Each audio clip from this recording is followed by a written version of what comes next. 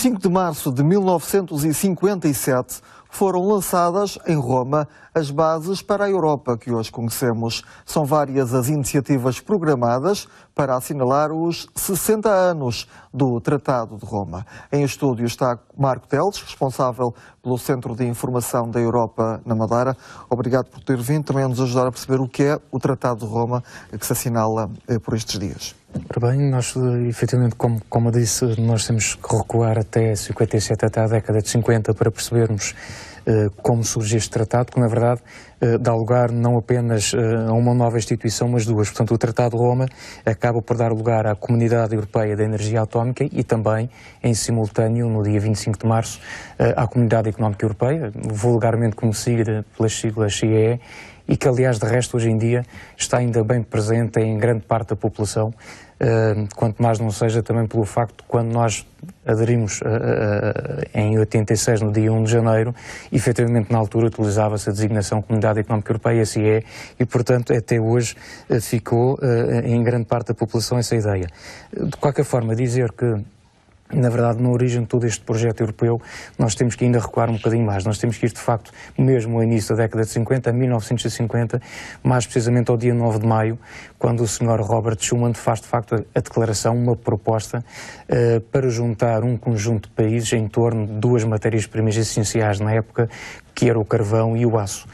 Inicialmente um projeto para juntar França e Alemanha, mas que se estende também à Bélgica, aos Países Baixos, ao Luxemburgo, à Itália, e portanto são estes 6 países que em 1950 vão formar a chamada Comunidade Económica Europeia do aço, do carvão e do aço, e que pelo sucesso que a iniciativa acabou por ter, em 57 chegaram à conclusão, porque não de facto alargar também esta união, não apenas estas duas matérias do carvão e do aço, mas a todo o aspecto económico, e daí criar-se então o mercado comum, no fundo assente nesta ideia de livre circulação de mercadorias e também de pessoas, de serviços e de capitais. O marco histórico está a comemorar agora 60 anos. Existem várias iniciativas programadas ao longo do ano. Sim, portanto, já desde o início do ano que as celebrações de Roma têm acontecido um pouco por todo o lado, por todos os Estados-membros. Oficialmente, efetivamente, a grande celebração vai acontecer este fim de semana com a cimeira dos chefes de Estado e do Governo, que se vão reunir precisamente em Roma para celebrar esta efeméride, e da qual se espera venha a sair também uma declaração que seja de alguma forma um compromisso dos 27 Estados-membros sobre o futuro da União Europeia. Na sequência, tudo isto há um livro branco sobre o futuro da Europa. O que é este livro branco? Para que é que servirá? Que utilidade terá o livro?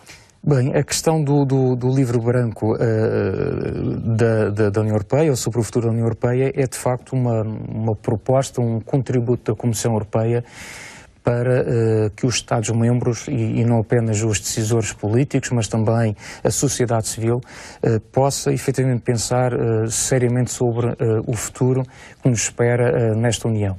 Uma União Europeia que obviamente tem 60 anos, não foi, passa a expressão, um mar de rosas, houve momentos altos, grandes conquistas que se conseguiam de facto fazer ao longo dos 60 anos, mas também temos a percepção que há muita contestação, muita insatisfação, sobretudo a pensar no que vai ser o futuro próximo desta União Europeia. E então o que a Comissão Europeia propôs ou apresentou foi um livro branco que é, no fundo, a afirmação de 5 cenários possíveis para o futuro próximo da União Europeia. Isto parece-me uma proposta, na minha opinião, bastante inteligente por parte da Comissão Europeia e em particular do Sr. Juncker, que liderou, portanto, este processo. Aliás, o próprio livro branco vem acompanhado de uma frase muito interessante que ele proferiu recentemente numa conferência, que dizia que, de facto, a Europa não é um dado adquirido. Portanto, a Europa foi e continuará a ser uma opção. E o que nós temos que perceber, enquanto Estados-membros, é onde é que nós queremos estar nessa Europa. Queremos estar de pleno direito, queremos estar com um pé dentro, um fora, o que é que vamos fazer? E, portanto, o que se tem existido, de facto, na sociedade civil é um bocadinho um discurso que, a meu entender, também começa a estar já um pouco gasto, que é do termos mais Europa ou menos Europa. E, portanto, de facto, não existem apenas duas vias. E a Comissão propõe são 5 cenários. Um primeiro cenário é que lhe deu o nome assegurar a continuidade, portanto, traduzindo por miúdos, é o cenário que corresponde à situação atual, ou seja, é não fazer nada, deixar tudo na mesma, manter tudo como está. Portanto, com tudo o que de positivo e menos positivo a atual União Europeia tem. Um segundo cenário que passa por se restringir ao mercado único, que é uma possibilidade e que no fundo está na base do que foi o próprio Tratado de Roma. Isto significa que os Estados-membros vão se concentrar neste aspecto meramente económico e vão reconhecer que não houve competência ou não há consenso para nós avançarmos noutras áreas, noutros domínios. Um terceiro cenário muito interessante e que tem reunido alguma popularidade, digamos assim, junto de alguns responsáveis políticos, chamado fazer mais quem quiser mais. Há outra expressão que traduz este cenário, que é uma Europa de geometria variável, ou se quisermos ainda numa expressão que se calhar percebemos todos muito melhor, que é uma Europa a 2 velocidades. E neste caso não seria a 2, poderá ser a 3 ou a 4, e a ideia é que de facto continuamos a funcionar como atualmente, como até agora o fizemos, mas permitir que os Estados-membros que quiserem ir um pouco mais rápido em determinados domínios, na investigação, na educação, na cultura, nos transportes, o que quer que seja, possam avançar mais rapidamente em determinadas áreas. Portanto, é discutível, obviamente, os resultados desta opção.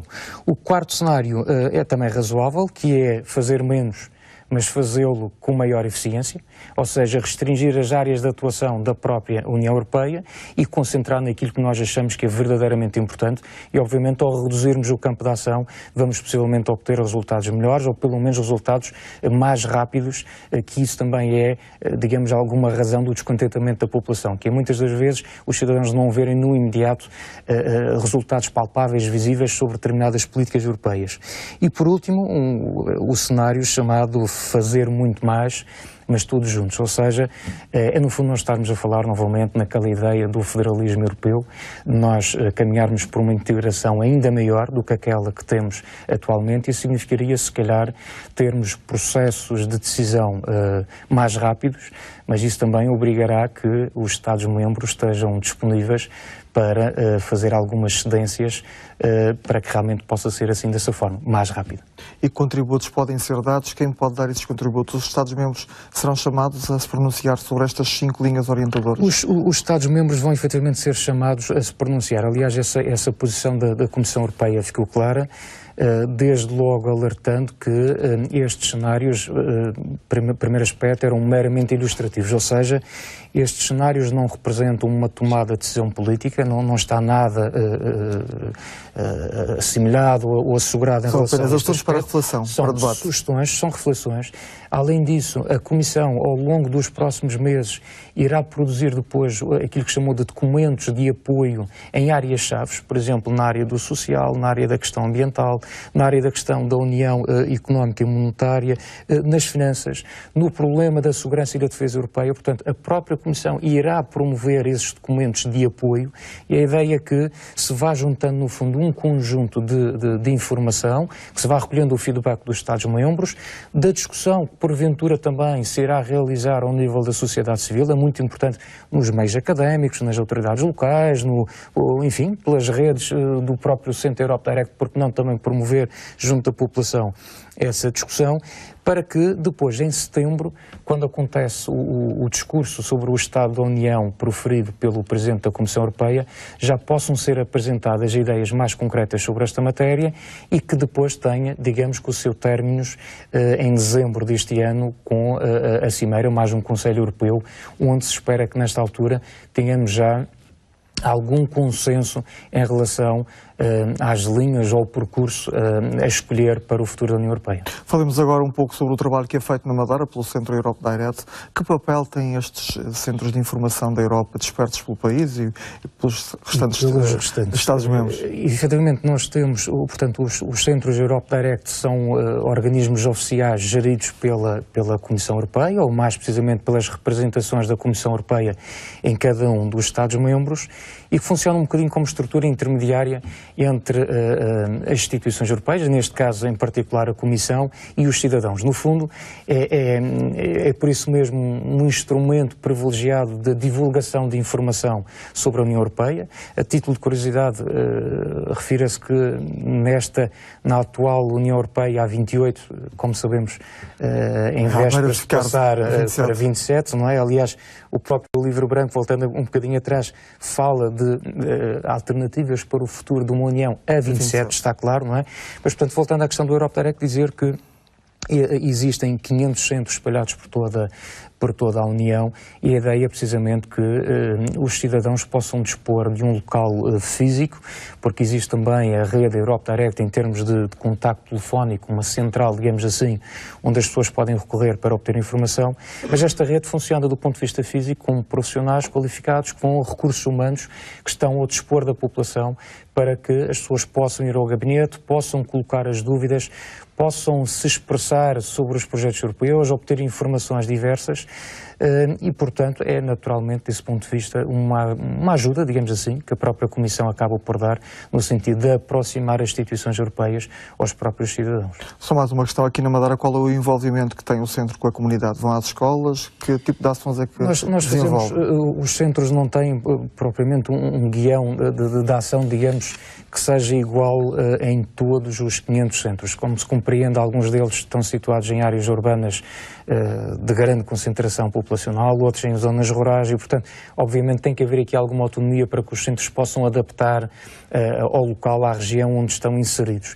E, portanto, nós, em função também das circunstâncias, acabamos por ter o nosso campo de atuação, digamos que em 3 áreas. Passa, obviamente, pelo gabinete de atendimento num horário normal de segunda a sexta-feira, onde qualquer pessoa pode lá ir para obter informações.